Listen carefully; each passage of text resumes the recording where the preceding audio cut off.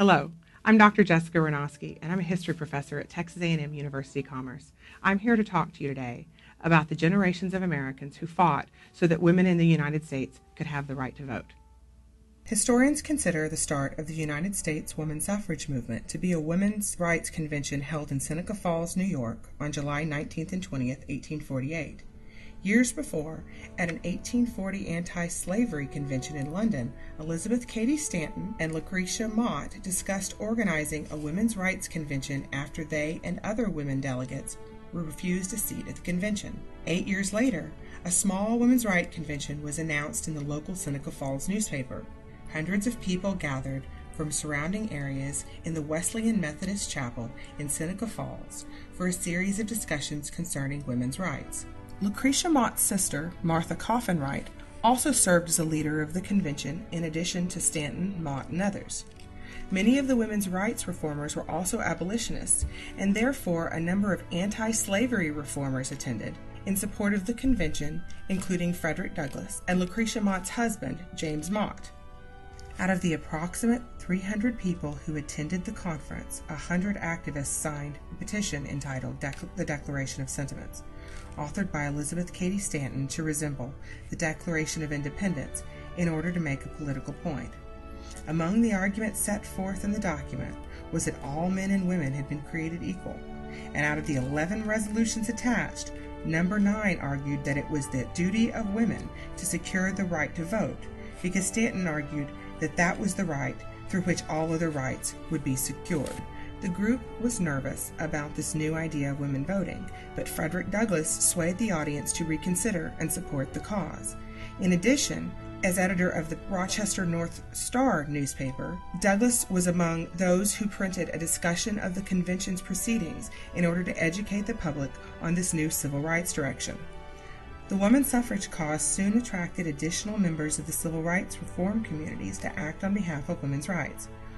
Abolitionist and famed speaker Sojourner Truth in 1851 delivered her famous speech entitled Anti-a-Woman at a women's rights convention in Ohio, where she obliterated arguments against women gaining the right to vote by skillfully taking the opposition's debates apart piece by piece. Lucy Stone, one of the most loved and celebrated women's rights advocates during the 1800s, traveled all over the United States, speaking to audiences about why women should be treated like the contributing adult members of society that they are, by being given the voting voice to represent each adult woman's unique opinion. Susan B. Anthony, for whom the Women's Voting Rights Amendment is nicknamed, joined the fight for women's rights a few years after the Seneca Falls Convention. After being introduced to Elizabeth Cady Stanton, the two became quick friends and set out on a lifetime of working for women's rights activism together. Frances Harper, in 1852, joined a circuit of traveling lecturers advocating the abolition of slavery. As an accomplished poet, Harper became known during the antebellum years and after the Civil War as an outspoken advocate of women's rights and the civil rights of African Americans.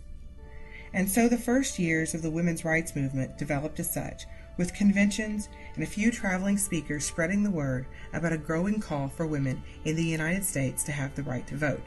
Then in 1861, the guns of war swept across the United States and split the nation, and required Americans to focus on the war effort.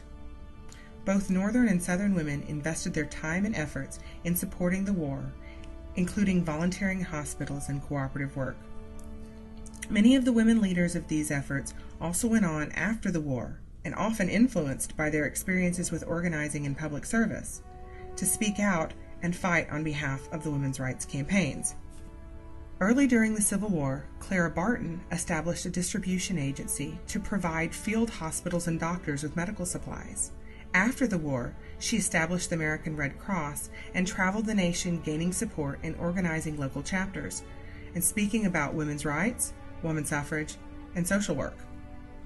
Repeatedly placing herself in danger, Harriet Tubman served as an abolitionist activist before the Civil War, as a leader of the Underground Railroad, aiding enslaved individuals in freeing themselves from bondage.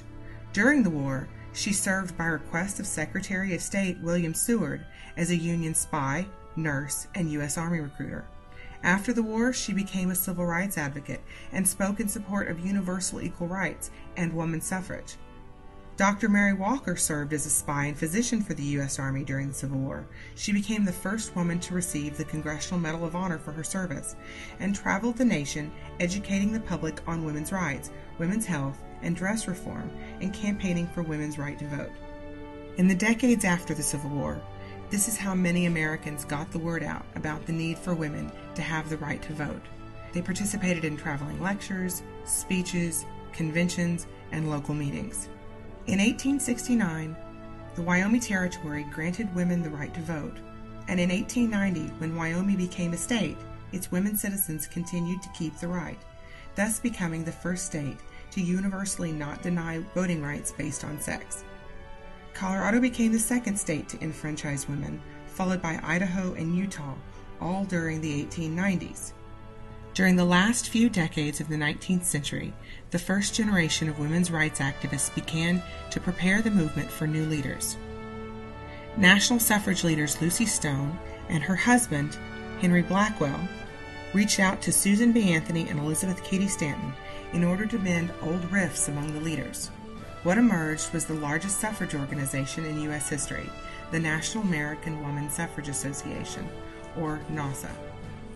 The new leadership, ready and willing to take the helm and lead suffrage campaigning in a new direction, included Stanton's daughter, Harriet Stanton Blatch, and Anthony's hand-picked protégés, including Carrie Chapman Catt, who served as NAWSA president until 1905 and again from 1915 through the ratification of the 19th Amendment in 1920, and Anna Howard Shaw, who served as NAWSA president from 1905 to 1915.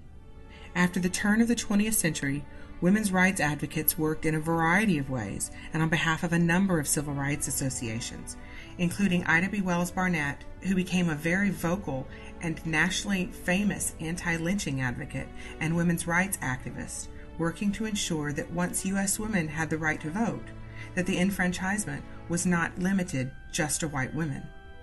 Founder of the NAACP and editor of the national civil rights newspaper, The Crisis, W.B. Du Bois advocated for women's suffrage as part of his civil rights platform of social and political equality. Women's labor leader and women's rights activist Rose Schneiderman campaigned with the idea that women's labor union members needed the right to vote, along with all U.S. women, to be able to enact lasting change. Some women suffragists, including Alice Paul and Elizabeth Freeman, worked with British suffragists, also known as suffragettes, and brought new campaign tactics to U.S. women's rights organizing. Journalist, educator, and Mexican revolutionary Ovida Hidad Juarez also transnationally advocated women's rights. For her family's Spanish newspaper, she wrote articles advocating equal rights, including women's right to vote. Many of these activists, along with others, often put themselves in harm's way on behalf of the cause of voting rights for women. In 1913, NAWSA organizers led a parade in Washington, D.C., hoping to gather public support. Women and men from all over the United States came to participate in the parade and peacefully advocate and campaign on behalf of gaining women's right to vote. Fights broke out in the crowd, and the D.C. police refused to adequately protect the parade route, and some women and children were injured during the event. National newspapers reported the event, and many criticized the D.C. police for not providing adequate protection. As the United States joined World War I already waging in Europe, the call for American women to invest their lives in the national war effort also increased the belief that these same women should have a voting voice. When National Women's Party members, including Alice Paul and Lucy Burns, picketed the White House, demanding that President Woodrow Wilson support women's suffrage, these suffragists were arrested for exercising their right of assembly and freedom of speech. While in jail, the women were violently and physically beaten and abused. The series of arrests, once news was smuggled out to the press of the torturous conditions some of the women suffragists had to endure, pushed public sentiment towards further supporting the campaign for women to have the right to vote. The entire episode publicly stood as proof that without the vote, women were not treated as citizens with legal rights like that of freedom of speech. In 1919, the 19th Amendment to the United States Constitution, which made it illegal to deny a person the right to vote based on their sex, passed both the House of Representatives and the U.S. Senate, and moved on to each state to individually ratify or not, which means to approve or not approve, the amendment. In August 1920, Tennessee became the 36th state to ratify and thus satisfy the needed 3/4 requirement. On August 26, 1920, the 19th Amendment went into effect, giving women across the United States the right to vote. It took decades of civil rights activism to further remove additional barriers so that all women nationwide could exercise their right to vote. Yet the 19th Amendment was a huge step in that direction. So please join the generations of Americans who fought for your right to vote. Please register and vote.